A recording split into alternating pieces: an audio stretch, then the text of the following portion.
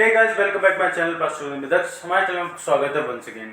आज की वीडियो में हम थोड़े प्रैक्टिकल और इन्फॉर्मेशन के बारे में जानेंगे कि डेली प्रोडक्ट हम अपनी लाइफ में यूज़ करते हैं। हम खाना बनाते हैं, घर में रहते हैं, तो क्या पार्ट्स होता है और किससे बनता है और उसके एडवांटेज और डिसएडवांटेज किस कंडीशन में होते हैं। मैं आपको बहुत सारी चीज़ें बताता हूँ। हमारे किचन में अभी मैं देखो करंटली अपनी किचन में हूँ, आप देख सकते हो ऐसा, ठीक है। अभी हमारे पास बहुत सारे प्रोडक्ट्स होते हैं, बहुत सारे इलेक्ट्रॉनिक डिवाइसेस होते हैं जिन्हें हम अपनी लाइफ में यूज़ करते हैं, जिसमें एक होता है हमारा फ्रिज। अभी आप पहले फ्रिज तो सबने देखा ही होगा, पहले आप फ्रिज को देख लीजिए। ये फ्रिज ऑल ओवर सबके घरों में ही होता है और आप ये देखिए इसमें बहुत सारे सेक्शंस बने हुए हैं। ये जो सेक्शन देख सकते हैं आप, ये ट्रांसपेरेंट टाइप के आपको कुछ दिख रहा होगा। ये इन्हें हम ड्रॉअर भी कहते हैं, अपनी लैंग्वेज में कैबिनेट्स भी बोलते हैं। बहुत सारी चीज़ें हम अपनी लाइफ में बोलते हैं। और बेसिकली ये किस प्रोडक्ट का बना होता है, ये प्लास्टिक हम डेली लाइफ में यूज़ कर रहे हैं, तो ये हमें नुकसान करेगी या नहीं करेगी, इन सब के बारे में ब्रीफ डिस्कस करते हैं। आज मैं आपको बताता हूँ। बेसिकली ये जो कैबिनेट्स हैं, पहले तो फ्रिज को बंद करते हैं, थोड़ा सा इतना देर खोल नहीं सकते हैं, दिक्कत हो जाएगा। चलो खोल ही देते हैं आप, लेकिन इतना कर ही सकते हैं हम लोग। बेसिकली कैबिनेट्स हैं, ये आपके मोस्ट ऑफ ट्रांसपेरेंट प्लास्टिक होती है। ट्रांसपेरेंट और ट्रांसलूसेंट कह सकते हैं क्योंकि इसमें परमानेंटली आर पार नहीं दिख रहा, बट थोड़ा बहुत समाव दिख रहा है। ये हमारी जनरल पर्पस पॉलीस्टायरीन, ये जीपीपीएस हम जिसे कहते हैं, ये भी पॉलीस्टायरीन हम बोलते हैं, उनसे मिलकर बना होता है ये कैबिनेट्स। वो प्लास्टिक्स हम इसमें यूज़ करते हैं और उसे मोल्ड करके कुछ ऐसा फॉर्मेट हम बनाते हैं। बहुत सब चीज़ें हम लोग क्या करते हैं, बहुत सारी चीज़ें ट्रांसपेरेंट भी होती हैं, जैसे कि आपका एबीएस हो गया, आपका पैट हो गया। जैसे कि आप देख सकते हो, पैट आपका ये बोतल का बना होता है, जिनका रिसाइकलिंग सिंबल हम अगर देखें तो 1 बना होता है ट्रायंगल के अंदर। ये जो पैट हो गया, ये भी ट्रांसपेरेंट होता है, बट हम इसके नहीं बनाते हैं। हम लोग इसमें हम एबीएस भी हम लोग यूज़ कर सकते हैं। एबीएस ट्रांसपेरेंट होता है, पीसी होता है, पॉलीकार्बोनेट, ये मतलब बहुत सारी एक्सपेंसिव प्लास्टिक्स होती हैं। उनमें से एक जो इकोनॉमिकल जो वेरिएबल होती है और मार्केट में सस्टेन करने के लिए प्लास्टिक होती है, हम जीपीपीएस को मोस्टली हम चुनते हैं, जो जनरल पर्पस होती है। बेसिकली पॉलीस्टायरीन वही सेम प्लास्टिक प्रोडक्ट है जो आप अगर समझे तो, जिनसे हमारी बॉडी के अंदर स्टायरीन गैस रिलीज होती है, हमारी बॉडी अब्जॉर्ब करती है और स्किन एलर्जी डेवलप करती है।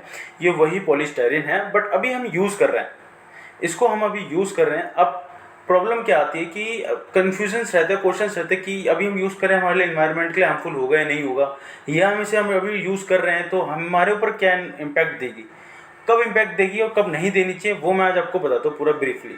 देखिए, वो आप कंसेप्ट समझ लीजिए। बेसिकली ट्रांसपेरेंट प्लास्टिक आपकी पैड भी होता है, पॉलीकार्बोनेट भी होता है, एबीएस ट्रांसपेरेंट भी होता है, बहुत सारे प्रोडक्ट है, पर हम जीपीपीएस को चुनते हैं। जो जनरल पर्पस पॉलीस्टायरीन होता है, पॉलीस्टायरीन वही होता है जो प्रोडक्ट हम अपनी लाइफ में यूज़ करते हैं। अगर उसकी गैस रिलीज होती है तो उससे कई सारी प्रॉब्लम जनरेट होती है। स्किन एलर्जी एक उसमें बहुत बड़ा सिम्टम था, बट अभी हम यूज़ करें, ये हमारे नुकसान होगी या नहीं होगी, या फिर वो कब नुकसान करती है, सबसे बड़ा क्वेश्चन ये आता है। तो मैं आपको उसका मैं आपको ब्रीफ में बताता हूँ। बेसिकली जनरल पर्पस पॉलीस्टायरीन होती है, अभी जो हम यूज़ कर रहे हैं, अभी ये नुकसान बिल्कुल भी नहीं करेगी, क्योंकि मोस्ट ऑफ आपको फेक लोग, फेक इन्फ्लुएंसर आपको बिना वजह इन्फ्लुएंस करती है कि प्लास्टिक यूज़ करती है, कि एक प्लास्टिक को एक ही बार यूज़ करना चाहिए, बहुत सारी ब्ला ब्ला बातें बोलते हैं, बट मैं आपको फैक्ट बताता हूँ। जनरल पर्पस पॉलीस्टायरीन बेसिकली आपका पॉलीस्टायरीन से मिलकर बना होता है, जो हम डेली लाइफ में यूज़ कर सकते हैं। बेसिकली फूड ग्रेड मटेरियल नहीं होता, हालांकि जितने भी हम फूड कॉन्टैक्ट में जितनी भी चीज़ें आती हैं, फूड ग्रेड प्लास्टिक को ही चूज़ करते हैं, बट ये फूड ग्रेड नहीं होता ऑफिशियली, बट इसे हम हाउ यूज़ कर सकते हैं, क्योंकि ये एक नॉर्मल कंडीशन पे या फिर डेली जो हम यूज़ करते हैं उस टेम्परेचर पे कोई भी टॉक्सिसिटी नेचर को रिलीज नहीं करता। कोई भी plastic product toxicity nature release करने के लिए उसका एक लंबा पीरियड होता है, या फिर स्पेसिफिक कंडीशन, या फिर एक time with respect to time engagement होता है, तभी वो प्लास्टिक कोई भी प्रोडक्ट आपको नुकसान करता है। नहीं, अदरवाइज कोई भी प्रोडक्ट नहीं नुकसान करता है एक नॉर्मल कंडीशन पे जो हम यूज़ करते हैं।